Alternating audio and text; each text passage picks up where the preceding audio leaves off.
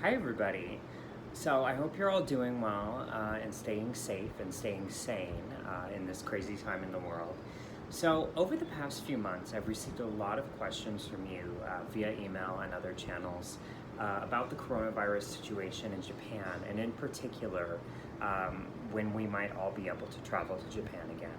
And I want to start with a couple things. First, with an apology. And the reason I'm apologizing is because I feel that for the most of this coronavirus crisis so far, I have been far too optimistic. What I mean by that is I really had a lot of faith in the Japanese government and their ability to sort this out. And I'll get more into the specific areas where I think the government failed to sort it out, what they could have done differently, and what I think they should do going forward. But I truly believed that people who had trips planned for autumn, for example, would be able to take them. And now I have to say I don't see a situation where tourists are able to enter Japan until at least 2021, which is really unfortunate. But without further ado, I'd like to get into some of your questions because I have a lot of them and I don't want to take a lot of your time. So the first question that I received, and I do have my laptop here because I can't remember everything you all asked me, is what is the coronavirus situation in Japan right now? So I would say prior to about a month ago, Japan was more or less considered a coronavirus success story. They had under 20,000 cases, under 1,000 deaths, and they had done all of this without any lockdowns or the other draconian measures that have really been common in most other countries around the world. But unfortunately, there's been what is basically a second wave. I mean, I'm not an epidemiologist, so I can't say for sure that that's what it is. But recently, infections in Japan have spiked up to their highest level during the entire pandemic. There's been about 1,000 infections a day or more for at least the past couple weeks. And a lot of people believe that's been exacerbated by what's called the Go To Travel campaign, which is a domestic travel campaign that the government had planned for a long time. You might remember initially Western media outlets were reporting that this was going to be aimed at international travelers as well, and of course it wasn't. But basically they had planned it for a long time. Its genesis was during the state of emergency during the month of April, and they went ahead and rolled it out on schedule, even though the second wave was sort of starting then. And it remains to be seen how bad things will get in terms of the infections. On the other hand, I think as is happening a lot of other places in the world, although infections are spiking, mortality rates are really falling. I think through a combination of younger people being infected and then better treatments and more hospital availability. So I think that although there are more infections in Japan, the situation is not necessarily very dire. And I think that what that reflects, which is good news about international tourists eventually being allowed in, is that the Japanese government is taking a really pragmatic approach because there's a lot of countries in Asia, namely Thailand and Vietnam, and even to an extent Taiwan, where I reside, that I think are basing their idea of success in this pandemic on maintaining zero infections, which is just not sustainable and not realistic, certainly not in a country with more than 100 million people like Japan. So I do think that they are taking a pragmatic approach, at least in terms of the infection situation. Not in every situation, and I'll get to that in a second. So number two, what is Japan's plan for reopening its border? So unfortunately, I would say that for all intents and purposes, Japan does not have a plan. The word I scrawled down in my notes that I wrote here in my laptop was rudderless. I think that for now, Japan essentially has a total ban on the entry of foreigners. There are some exceptions. I think there's a few countries in Africa that are not officially banned. But the thing is, since you need to be able to fly to Japan directly in order to be admitted at this point, the whole world is effectively banned for all foreigners except for Japanese citizens. Now, the reasons for this, number one, the total ban, and number two, the lack of a plan, I think are very simple. Japan, in spite of its large population, only has a testing capacity of about 33,000 per day, compared to about 800,000 in the US and I think over 200,000 in Germany. And only about 1,000 of these are currently available at all of its international airports combined. And since Japanese citizens are more or less able to travel as they wish, come and go from the country, most of these are reserved for Japanese. So Japan has essentially no capacity to test foreigners that enter, and it has decided, at least for the time being, that any foreigner who wishes to enter now or in the future will need to be tested for coronavirus. So back as far as the end of the state of emergency, there were talks that Japan was going to do a phase reopening, which was going to be very complicated and bureaucratic. So basically, with about 10 countries at a time, Japan would slowly negotiate the easing of entry restrictions on a reciprocal basis, first for business people, and I'll get more into what Japan defines as a business person in a second, second for students, and finally for tourists. But unfortunately, that didn't really materialize due to the controversy around Japan locking foreign permanent residents out. So I don't know if any of you know this, but Japan is the only G7 nation who throughout this pandemic has actually forbidden the re-entry of most permanent residents. I'm talking about people who have lived in Japan a long time, who pay taxes, who own property, who have Japanese spouses and children. It's been really controversial, and there's approximately 200,000 of those people currently waiting outside Japan. So in addition to the fact that Japan has a really low testing capacity and only very tentative plans to increase that, there are 90,000 people in line ahead of business people, students, and then tourists. So I'm sure you can see where I'm going with this idea that tourists probably won't be able to enter until 2021 at the earliest. And part of the reason I think that's such a problem, though, is that Japan wants to host the Olympics next year, right? They want to host the Olympics in July of 2021, and presumably they would want as many spectators from around the world as possible to be able to enter, because this is supposed to be uniting the world through sports, and in particular, uniting humanity in triumph of the coronavirus. So I would say that although Japan, of course, has the right to do what it wants to maintain its border security, to keep infection out of the country, and so on and so forth, I would say that since they have assumed this role within the international community of hosting the Olympics, to say nothing of their big tourism bet that they've made, and I'll say more about that in a second, I would say they almost have an obligation to try to come up with a system that will allow foreigners to resume entering Japan safely and in relatively large numbers. Because here's the thing, as good of news as there has been recently about vaccines and treatments, and as enthusiastic as I am about those personally, I mean, I'll be the first person in line to get a vaccine once it's FDA approved, we have to plan for a future where there is no eradication, or even where the pandemic is not going to be contained for a long time. But we cannot stay locked in our homes and locked behind borders like medieval times. It's just not sustainable or realistic in the 21st century. So I think that Japan, not only since it's going to host the Olympics next year, it wants to host the Olympics next year, but because of its sort of reputation as a smart and technologically advanced society, I think, yes, they have an obligation to pioneer a system that will really allow the world to get back to normal in terms of international travel. So number 3, I heard that Japan resumed tourism with Thailand, Vietnam, Australia, and New Zealand. Fake news. That's 100% false. So basically, these were the first 4 countries that Japan was going to negotiate to start a travel bubble with. But unfortunately, no. First of all, this was never going to include tourists from the outset. It was always going to be business travelers in the beginning. But basically, here's what happened. So I guess during June, Japan flew 2 charter flights full of salarymen from Tokyo to Hanoi. No Vietnamese people entered Japan. Nothing has happened so far with Thailand. Nothing has happened with Australia, which of course makes sense given the resurgent Melbourne outbreak in Victoria. And then nothing has been decided with New Zealand, because of course they're another one of these countries that has this unrealistic and unsustainable zero infection benchmark.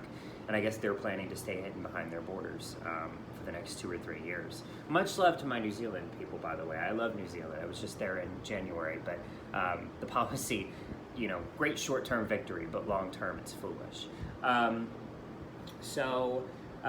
Number 4, when will Japan's travel bubble start?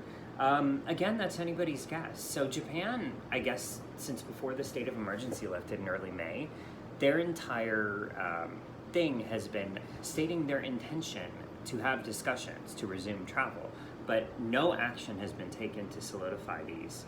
It's basically been we're having ongoing discussions, monitoring the infection situation. We will allow essential people when the time is right, and we will move in a slow-phased way. Well, it's been real slow, and there have been 0 phases instituted so far. So it's anybody's guess when that will happen. As you'll note, though, however, a lot of travel bubbles around the world in general have popped, as it were, between Australia and New Zealand, the so-called Trans-Tasman bubble. That never happened.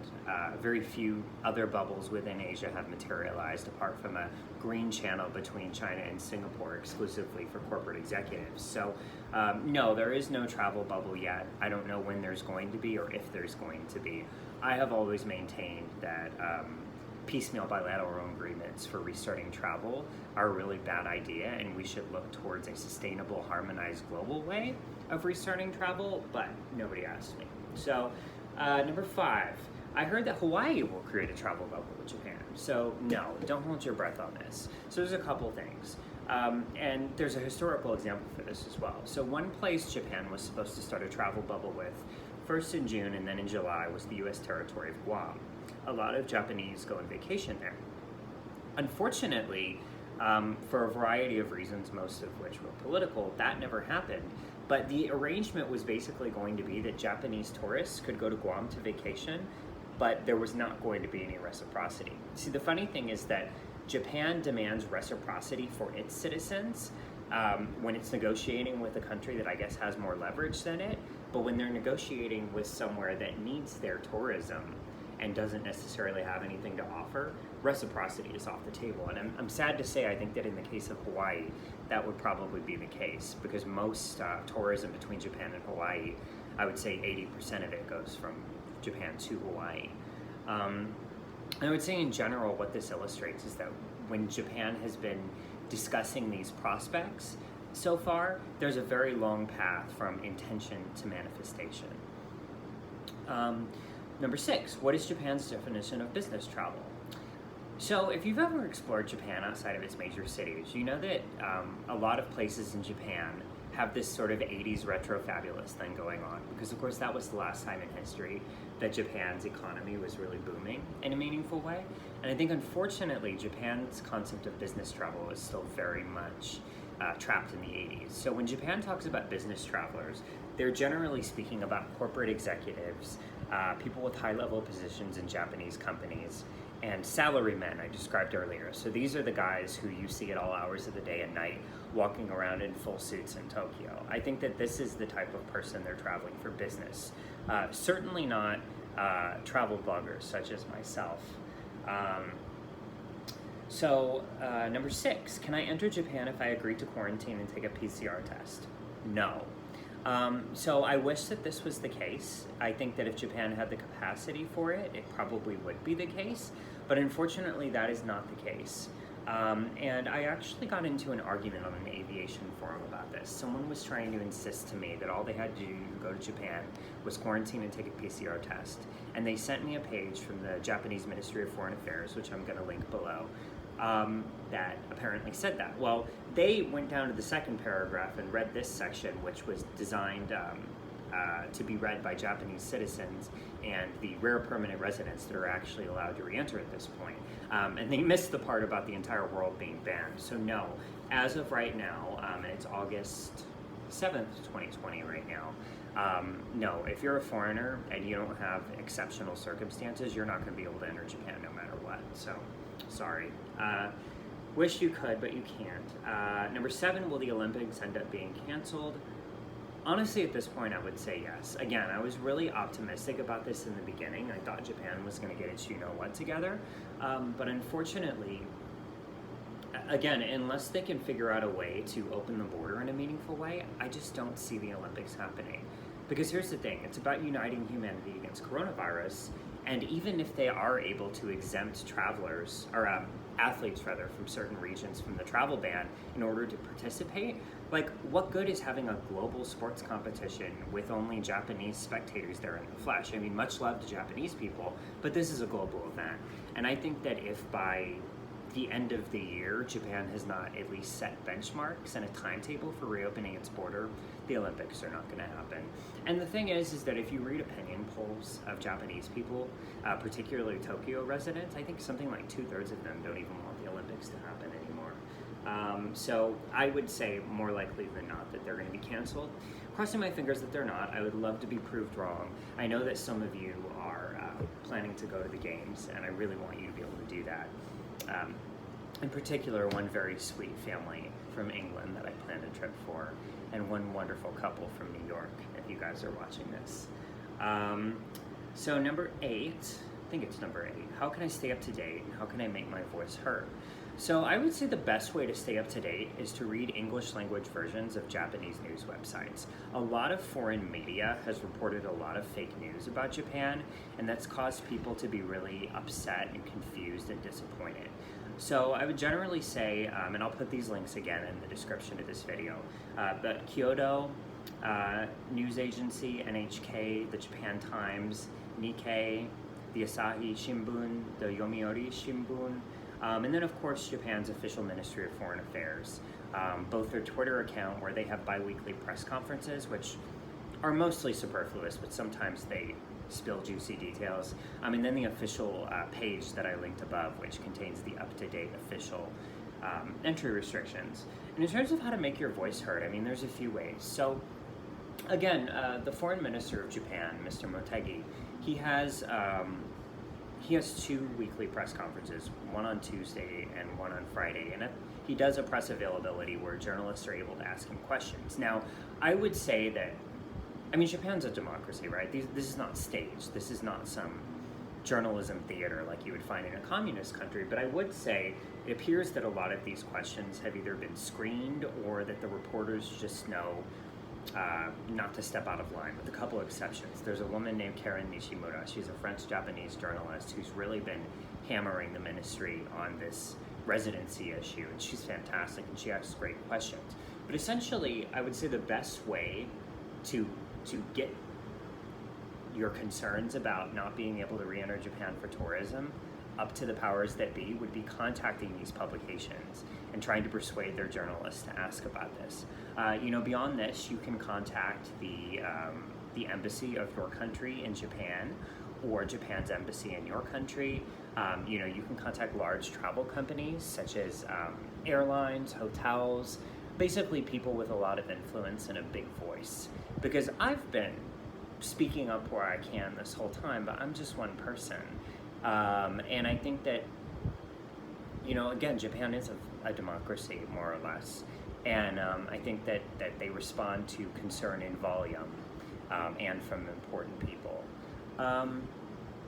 So that's that as far as the questions. And I guess just to end, I think another sort of almost criticism I've received throughout this from certain people, not necessarily blog readers, but people on social media and other places where I've been discussing my views on this, is that somehow I am expressing a sense of entitlement by saying that I think Japan needs to open its border and being really sort of forceful about wanting that to happen. And I would say a couple things. So first of all, Japan has banked its entire economy, not its entire economy, but a large portion of its economy and its economic strength since the Fukushima disaster in 2011 on tourism and then later on the Olympics.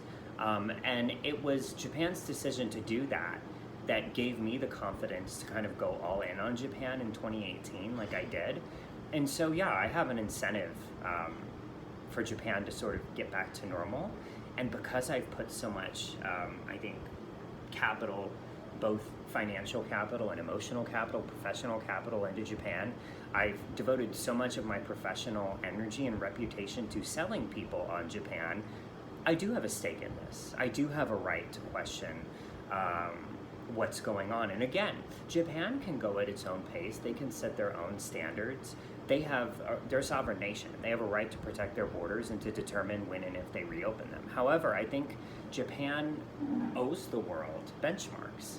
It owes the world both travel professionals like me who have invested so much in Japan and in the Japan brand, but also the world that still believes Japan is going to be able to successfully host the Olympics next year, it owes the world, again, if not specific dates, then benchmarks that need to be met for these various phases of reopening. Because the thing is again, if this is not all sussed out by January 1st, and what I mean by sussed out is there's not at least a fixed path forward in place, the Olympics are not going to happen. And if the Olympics are not going to happen, then I don't know what the cascading effect of that will be. I'm not sure if it will go all the way till 2025, for example, and result in the Osaka Expo that year being canceled. But Japan really needs to get its you-know-what together. And look, I'm sure that sounds harsh, and yeah, maybe a little entitled, but here's the thing, is that, I don't know. I think that Japan has built a lot of its reputation in the modern era, during which it's economically stagnated a lot, on being high-tech and reliable and innovative and forward-thinking. As another example, I think that they really want a lot of businesses that are fleeing Hong Kong due to the Chinese Communist Party's crackdown there to relocate to Tokyo. But their policies and their actions and their statements are sort of contradicting with their intentions and their goals.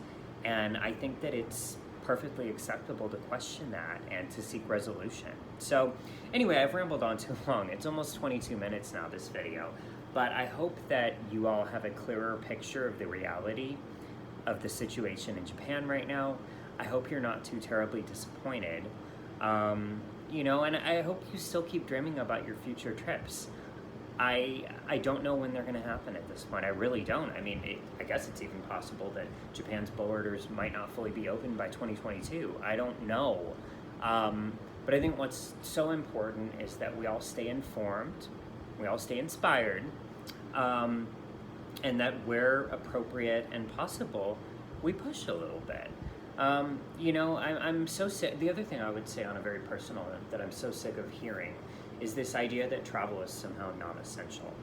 And that's false in so many ways, both from the contribution of the travel industry to the global economy, to the fact that I believe freedom of movement is a human right, to the fact that global freedom of movement over the centuries has lifted more people out of poverty than almost anything. But I just completely dismiss that notion. And I completely dismiss this idea that there's this oppression Olympics where if you are not dying of coronavirus or starving on the streets, then you don't have a right to be devastated by what's happening. Totally reject that. But that's a topic for another video. Anyway, I hope you all are doing well. I hope we can all make it to Japan sooner rather than later. And I hope my next video brings better news. I hope you all have a good weekend, okay? Bye.